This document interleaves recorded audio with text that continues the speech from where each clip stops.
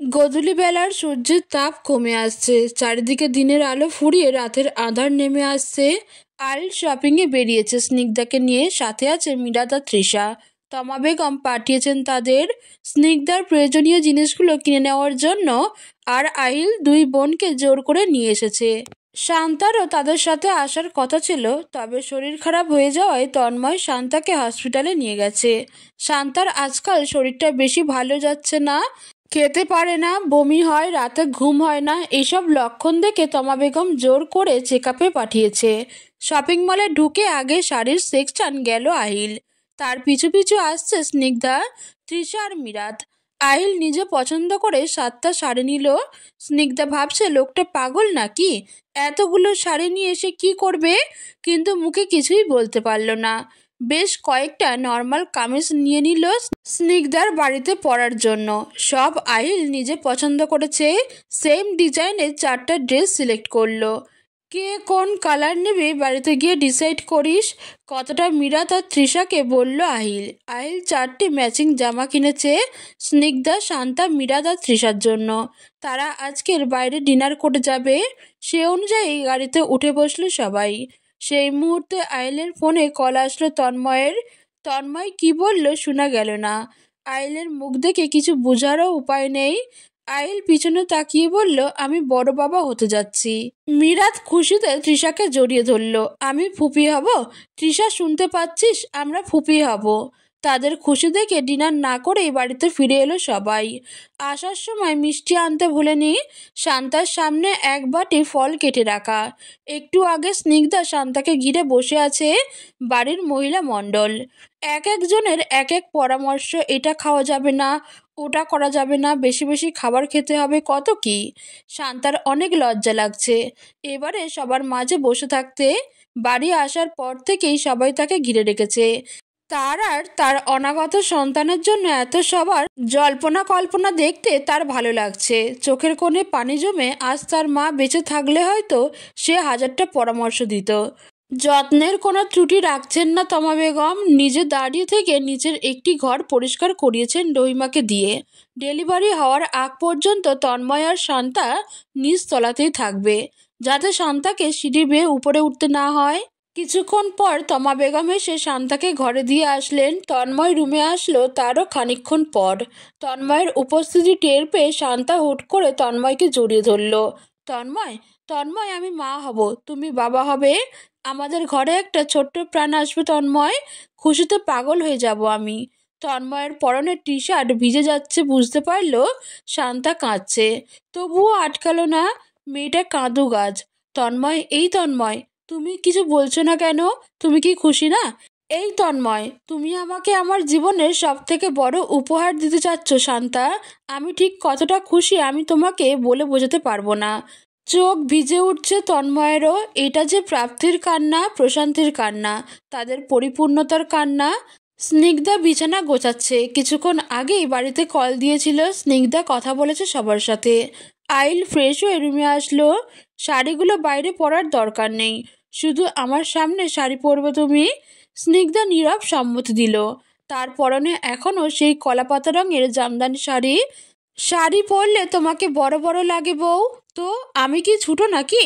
জানেন, আমার এক বান্ধবীর ক্লাস 7-এ থাকতে বিয়ে হয়ে যায়। ও এখন দুইটা বাচ্চার মা। সময় মতো বিয়ে হলে তুমিও 2 বাচ্চার মা থাকতে। স্নিগ্ধার কান দিয়ে গরম ধোঁয়া উঠতে লাগলো। কার সামনে কি বলে ফেললো সে? বোকামির জন্য নিজেকে নিজেই বকে যাচ্ছে। বিড়বিড় করে বলেই ফেললো, অসভ্য, অসভ্য। এ কি, না ছুলাম না, তুমি আমাকে অসভ্য বানিয়ে দিচ্ছ বউ, এটা কিন্তু ঠিক না। চোখ মুখ কুঁচকে নিল স্নিগ্ধা। লোকটা এই কথাটাও শুনে ফেলেছে। আর লজ্জার মুখোমুখি হওয়ার আগেই কম্বল মুড়ি দিয়ে শুয়ে পড়ল স্নিগ্ধা। তার কাণ্ড দেখে হাসতে থাকে আহিল। একটুতেই মেয়েটাকে লজ্জায় ফেলা যায়। দিনের কিছু কিছু সময় আছে যে সময় নিজেকে চাইলেও আর ধরে রাখা যায় না। ভিতরে থাকা কষ্ট মাথা চড়া দিয়ে বসে। তখন মানুষ একাকিত্ব পছন্দ করে। সারাদিন কোলাহলে কেটে গেলেও রাতের অন্ধকারে সাক্ষী থাকে মানুষের নীরব আত্মচিৎকার। তেমনই একাকিত্ব উপভোগ করতে মীরাত ছাদের কোণে দাঁড়িয়ে তাকিয়ে আছে আকাশের দিকে। তার চোখ শুকনো, তবে ভিতরে চলছে এক নীরব যুদ্ধ। নিজেকে শান্ত রাখার যুদ্ধ। সারাদিন সকলকে মাতিয়ে রাখা মেয়েটাও দিন শেষে একা, ভীষণ একা। মিরাতকে ঘরে দেখতে না পেয়ে ছাদে চলে আসে তৃষা। সে আর মিরাত সমবয়সী, তাদের কথা বলা প্রয়োজন। বুঝতে পারছে মিরাত তার কাছে কিছু লুকাচ্ছে, সেটা তার জানতেই হবে। বিয়ের বয়স হয়েছে, বিয়ে করতে রাজি হচ্ছিস না কেন মিরাত? মিরাত মলিন হাসে তৃষার দিকে তাকিয়ে। তুই আমার থেকে কিছু লুকাচ্ছিস মিরাত? কি লুকাচ্ছিস? তোর সাথে কি আমার লুকাচুরির সম্পর্ক? খানিকটা রাগ নিয়েই বলল তৃষা। ঈশান ভাইয়ের দিকটা একটু ভেবে দেখতে পারিস, মানুষটা ছোট থেকে ভালোবাসে তোকে। ঈশানের কথা শুনেই হু হু করে কেঁদে উঠল মিরাত। হ্যাঁ, সে জানে ঈশান ভাই তাকে পছন্দ করে অনেক আগে থেকেই। সে তো অবুঝ না, তবুও এখন আর সে নিজের জীবনের সাথে কাউকে জড়াতে চায় না। খানিকক্ষণ চুপ থেকে মিরাত জবাব দেয়, আমার অপবিত্র জীবনে আমি আর কাউকে জড়াতে চাই না। কাউকে না? তৃষা যেন আকাশ থেকে পড়ল। কি বলল মেয়েটা? কি বুঝাতে চাইলো? আর অপবিত্র মানে কি বুঝলো? এই মিরাজ, কি বলছিস কি তুই? কিছু বলতে যাবে তার আগেই রাত চমকে পিছনে তাকায়। দুজনেই পিছনে ঈশান দাঁড়িয়ে, তার দৃষ্টি স্থির মিরাতের দিকে। তৃষা রাতের সাথে আমি একা কথা বলতে চাই। এ কথা শোনা মাত্রই তৃষা নিচে নেমে গেল। রাত, তাকাও আমার দিকে। মিরাতের দৃষ্টি ছাদের মেঝেতে। ঈশান দু হাত দিয়ে আগলে নিল মিরাতের মুখ। কান্না করে চোখ মুখ লাল করে ফেলেছে মেয়েটা। কাঁদছো কেন রাত? আর কী সব বলছিলে তৃষাকে? আমি কাঁদছি নিজের ভাগ্যের পরিহাসের উপর। সুযোগ দিয়ে দেখো, নিরাশ করব না। সব কিছু জেনে শুনে কেন একটা অপবিত্র মেয়েকে ঘরে তুলতে চাচ্ছেন? ঈশান আর সহ্য করতে পারল না। চুপ, অনেক হয়েছে, অনেক বলেছ। আর একটা বাজে কথা বললে জিভ টেনে ছিঁড়ে ফেলবো বলে দিলাম। আপনি কেন বুঝতে চাচ্ছেন না? এটা সম্ভব না। আপনি আমাকে চুপ করিয়ে রাখলেই তো সত্যিটা মিথ্যা হয়ে যাবে না? আমি বলবো না অতীতে যা হয়েছে ভুলে যাও। আর না তুমি ভুলতে পারবে। তবে কথা দিচ্ছি, একবার সুযোগ দিয়ে দেখো, তোমার সমস্ত অতীত, সমস্ত কষ্ট ভুলিয়ে দিব। মিরাতের গলা দিয়ে কথা বের হয় না, কান্নারা যেন দলা পাকিয়ে আসছে। সে জানে এই মানুষটা তাকে কতটা ভালোবাসে, কিন্তু মিরাত তো চায় না তার জন্য এই ভালো মনের মানুষটা কষ্ট পাক। ঈশান ভাই, এটা সম্ভব না। আপনি কেন বুঝতে পারছেন না? কাঁদতে কাঁদতে হেঁচকি উঠে গেল মিরাতের। ঈশান নরম হলো কিছুটা। তুমি চাইলে সব সম্ভব রাত। নিজেকে অপবিত্র ভাবা বন্ধ করো। আর কেউ না জানুক, আমি জানি তুমি পবিত্র। আমার রাত পবিত্র। কেউ তোমাকে অপবিত্র করতে পারেনি, কেউ না। মিরাত মাথা তুলে তাকালো ঈশানের দিকে। হ্যাঁ, ঈশানের কথাই ঠিক। জানোয়ারগুলো হাত বাড়িয়েছিল তার দিকে, কিন্তু ক্ষতি করার আগেই আহিল আর ঈশান উপস্থিত হয়েছিল সেখানে। অতীতে সেই রাতটা হাজার চেষ্টা করেও ভুলতে পারে না মিরাত। মিরাতকে চুপ থাকতে দেখে নীরবে দীর্ঘশ্বাস ফেলে ঈশান। অনেক বেজে গেছে, রুমে গিয়ে ঘুমাও বলেই পা বাড়ালো ছাদের থেকে নেমে যাওয়ার জন্য। তার আগেই মিরাত ছুটে গিয়ে পিছন থেকে জড়িয়ে ধরল ঈশানকে। ঈশান কিছু বলল না। তার মন বলছে মিরাত নিজে থেকে কিছু বলবে তাকে। আমিও আপনাকে ভালোবাসি ঈশান ভাই। ভালোবাসা কি এই জিনিসটা বোঝার পর থেকে আমি শুধু আপনাকেই ভালোবেসেছি ঈশান ভাই। আমি আপনার চোখে আমার জন্য ভালোবাসা দেখতে পাই। গতবার দেশে ফিরে আমি আপনাকে নিজে থেকে সব বলতে চেয়েছিলাম, কিন্তু তার আগেই বলেই কান্নায় ভেঙে পড়ল মিরাত। ঈশান সামলে নিল তাকে। আমি আপনাকে ঠকাতে চাই না ঈশান ভাই, ঠকাতে চাই না আপনাকে। জানোয়ারগুলো নোংরা হাতের স্পর্শ আছে আমার শরীরে। নিজেকে বাঁচাতে পারিনি, আমি পারিনি। মিরাজের কান্নার জোর বেড়েই যাচ্ছে। ঈশান কি করবে বুঝতে না পেরে মিরাজের চোখের পানি শুষে নিল। বরফের মতো জমে গেল মিরাত। কান্না থেমে গেছে। মস্তিষ্কের স্নায়ুকোষ জানান দিচ্ছে এ কি করলো তার ঈশান ভাই। মিরাতের কপালে কপাল ঠেকিয়ে রেখেছে ঈশান। পুরো পৃথিবীকে জানিয়ে ঘরে তুলবো তোমায়। আমি হয়তো তোমার বাবার মতো বিশাল অট্টালিকায় রাখতে পারবো না, তবে ভালোবাসার কোনো কমতি থাকবে না, কথা দিচ্ছি। কালকেই বাবাকে নিয়ে তোমার সম্বন্ধ নিয়ে আসবো, বউ করব তোমাকে রাত। মিরাতের চোখ ভিজে ওঠে। মানুষটা এত ভালো কেন? মিরাতের চোখে আবারও পানি দেখে একটু দূরে সরে গেল ঈশান। আর এক ফোঁটা চোখের পানি ফেলে দেখো। বিলিভ মি রাত, তোমার ঠোঁটে চুমু খেয়ে কান্না বন্ধ করে দিব। মিরাত পারছে না লজ্জায় মাটির সাথে মিশে যেতে। লোকটা কথায় কথায় চলে গেল। মিরাত লজ্জা পাচ্ছে দেখে মিটিমিটি হাসছে ঈশান। যাক, মেয়েটার কান্না থেমেছে।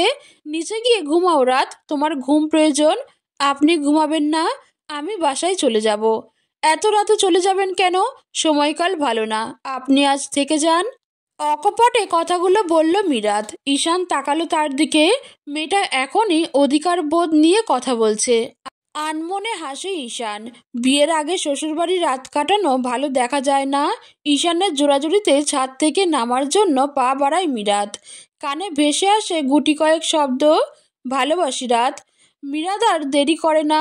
এখানে থাকলে নিশ্চিত কিছু একটা হয়ে যাবে। বুকের ভেতরে হৃদযন্ত্রটা যেন বের হয়ে আসতে চাইছে। ছুটে গিয়ে রুমের দরজা আটকে দিল। হাঁপাচ্ছে মেয়েটা। নিজের ভালোবাসার মানুষের মুখে ভালোবাসি শোনাটা এত আনন্দের কেন? দু হাত দিয়ে নিজের মুখ ঢেকে ফেলে মিরাত। মিরাত রুমে এসেছে টের পেয়েই ঘুমের ভান ধরে থাকা তৃষা মাথা উঁচু করে মিরাতের উজ্জ্বল মুখশ্রী দেখে।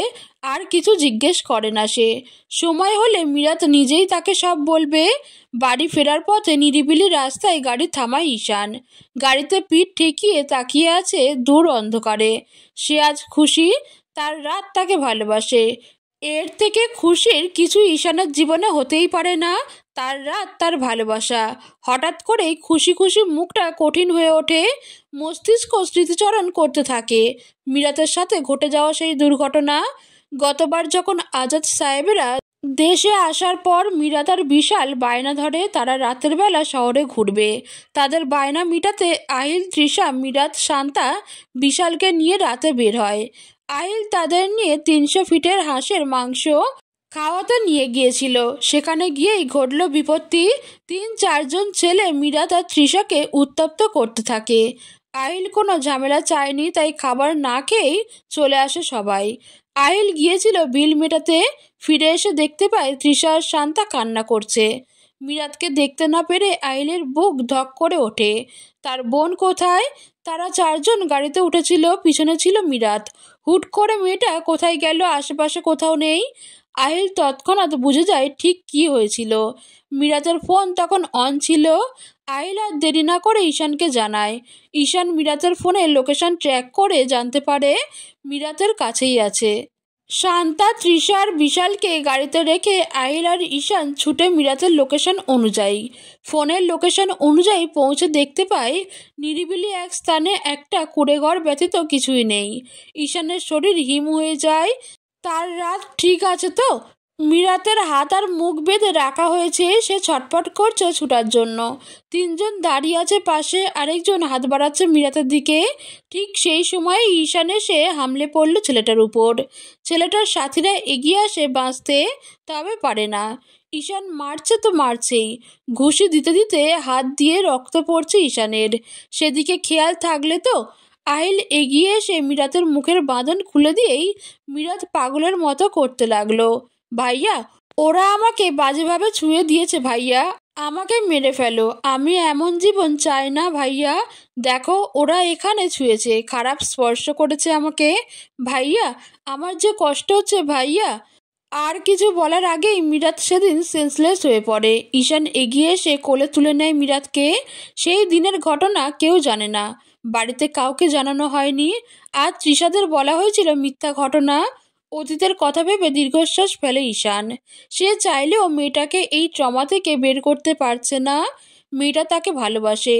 এখন পৃথিবীর সকল কিছুর ঊর্ধ্বে গিয়ে হলেও সে তার রাতকে ভালো রাখবে, ভালোবাসায় মুড়িয়ে রাখবে ঈশান তার রাতকে।